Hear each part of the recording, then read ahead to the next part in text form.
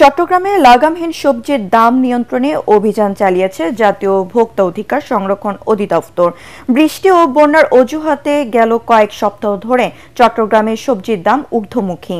দুপুরে নগরীর রিয়াজউদ্দিন বাজারে আড়ত ও খুচরা বাজারে অভিযান চালান ভোক্তা অধিদপ্তরের উপপরিচালক ফয়সুল্লাহ।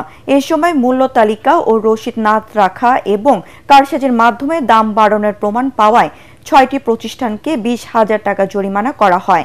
ভোক্তারা জানান, অভিযানের সময় দাম কমলেও পরে আবারও ব্যবসায়ীরা ইচ্ছে মতো বাড়িয়ে দেন। বাজার সিন্ডিকেট বন্ধে প্রশাসনকে কঠোর হওয়ার দাবি জানান তারা। ময়মনসিংহ শহরে যানজট নিরসনে বিভিন্ন সড়কে অবৈধ দোকানপাট ও হকার উচ্ছেদ অভিযান শুরু হয়েছে।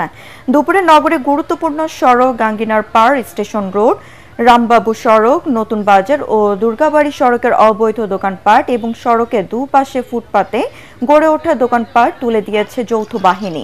ময়মনসিংহ সিটি কর্পোরেশন নির্বাহী ম্যাজিস্ট্রেট সিরাজুল ইসলাম ও জেলা প্রশাসক কার্যালয়ের নির্বাহী ম্যাজিস্ট্রেট সৈয়দ শাহনেওয়াজ মোর্শেদ অপুর নেতৃত্বে দুপুরে যৌথ বাহিনীর সমন্বয়ে এই অভিযান চালানো হয়।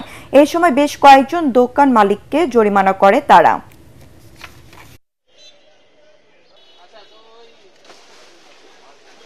যেসব অবৈধ হকার বা ভাসমান দোকানদার এবং দোকানের যে স্থায়ী দোকানগুলোর যে এক্সটেনশন, তারা ফুটপাতে চলে আসে, ফুটপাতে একটা অংশ দখল করে রাখে।